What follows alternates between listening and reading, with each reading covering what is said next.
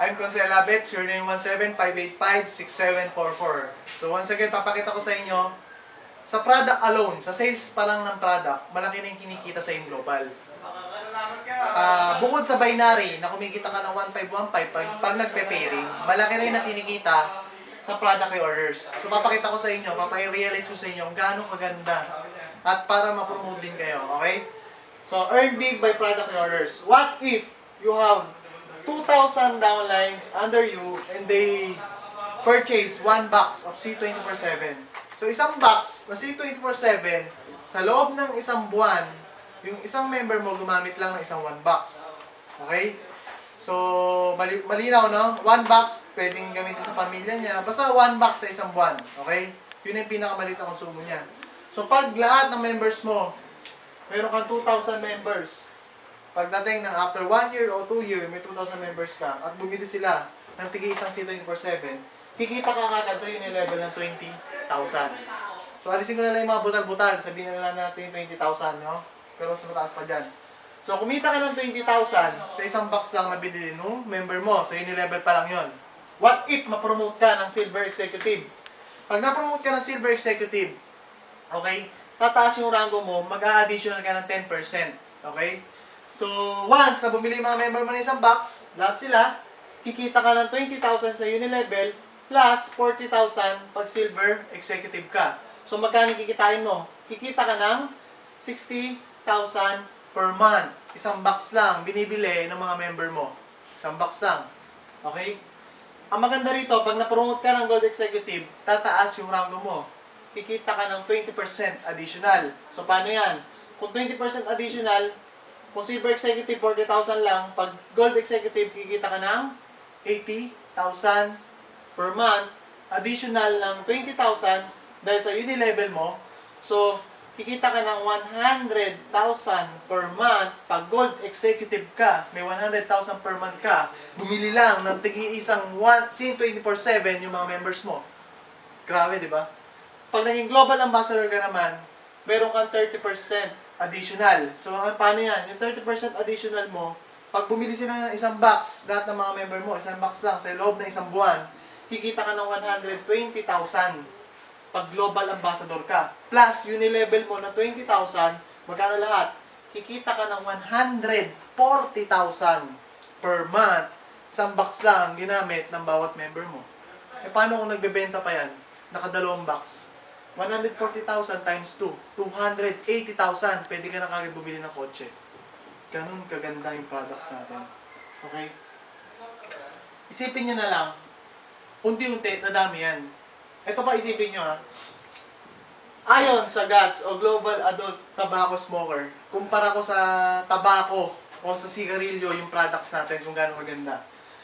Ayon sa Global Adult Tobacco Smokers, merong 17 million smokers sa Pilipinas. So, 17 million smokers yung mga nagsisigarilyo. Okay? Sabihin na natin, kilala niyo si Lucio Tan. Okay, may-ari ng tabako. Okay? Kumikita siya, sabihin na lang natin, 1 centavos per stick ng sigarilyo.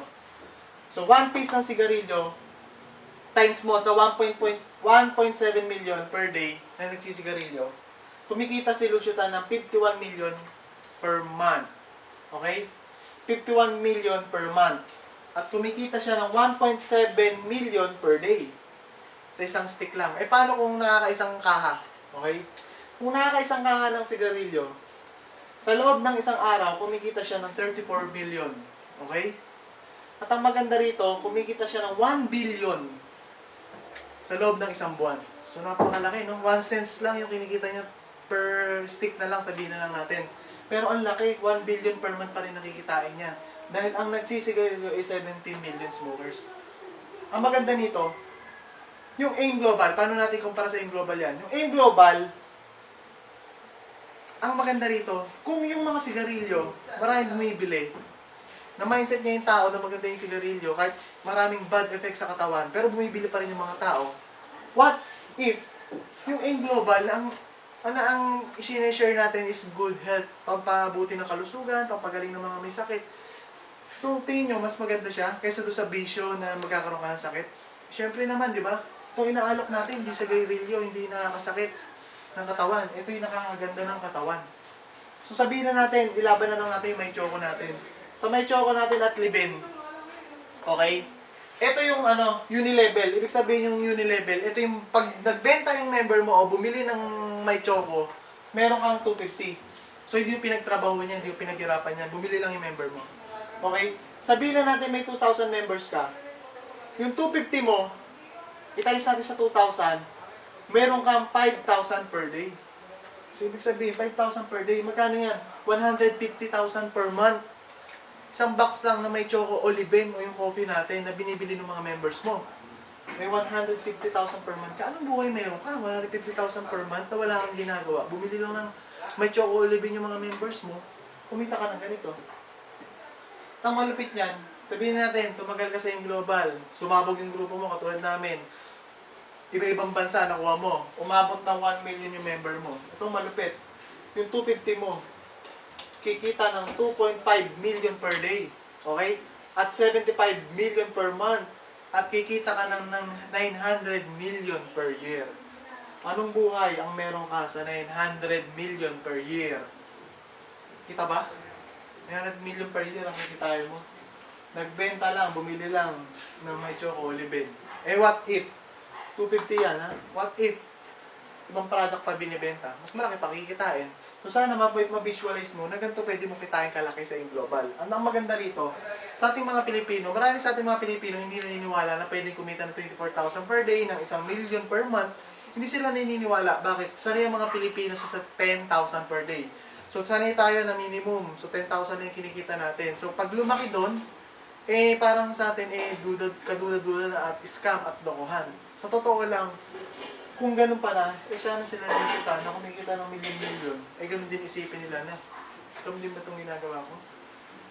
Kaya sa ating mga Pilipino, nasanay tayo na empleyado na lang eh. So sana, baguhin natin yung mindset natin. Huwag mong isipin na imposible na kumita ng 24,000 per day, na kumita ng 720,000 per month. Natural yan.